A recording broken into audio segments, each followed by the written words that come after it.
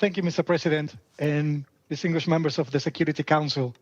Firstly, let me start by reiterating my condemnation on the attacks against international shipping in the Red Sea area and reiterate the strong commitment of the International Maritime Organization to protect seafarers, ships, and cargoes, which is the utmost importance to ensure the safety and security of global supply chains.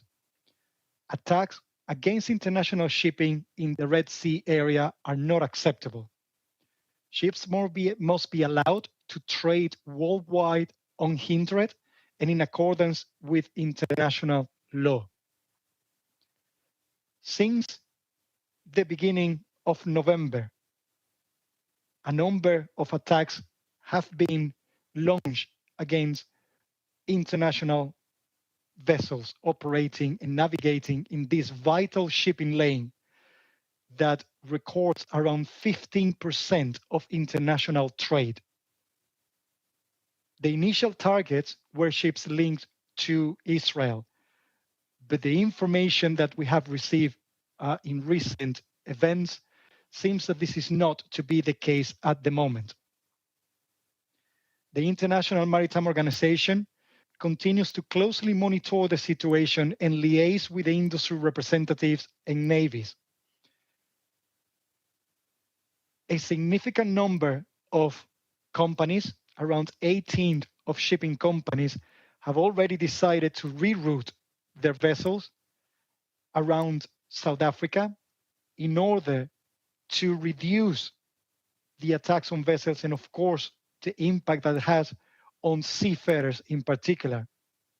This represents an additional 10 days to the journeys and, of course, has also a negative impact on trade and an increase on freight rates. On Monday, the 18th of December, an extraordinary meeting of the members of the Djibouti Code of Conduct was held to discuss how to deal with increasing threats against international shipping in the Red Sea area.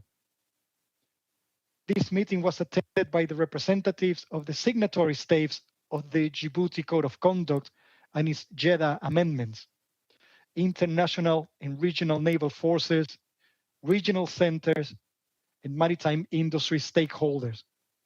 The meeting called for the enhanced security measures, including coordination among signatory states, navies, and the industry, and continuous meetings and reviews and submissions to the recommendations to the International Maritime Organization and the United Nations Security Council.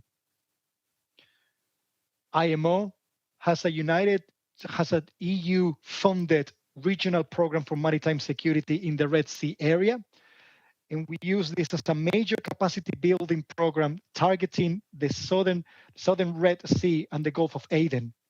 And through this initiative, together with Interpol and UNODC, as well as the Intergovernmental Authority on Development, we continue to engage in coordinating actions to develop capacities and promote the adequate security and safety standards for maritime, port, and land-based law enforcement authorities across Djibouti, Ethiopia, Somalia, Sudan, and Yemen.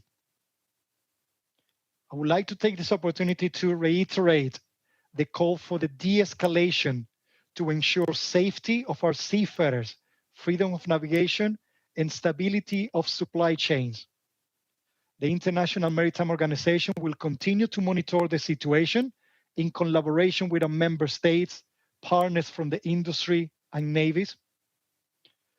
I would like to express appreciation also for the work undertaken by the Djibouti Code of Conduct's member states and encourage other member states to use it as a forum to ensure communication among all countries in the region.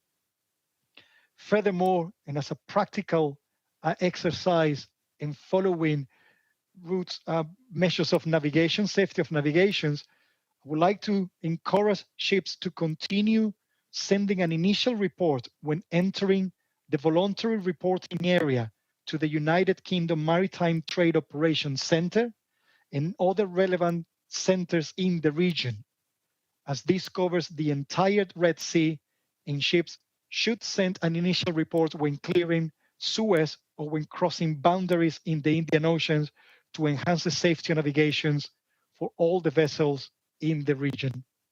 Thank you again for this opportunity, Mr. President.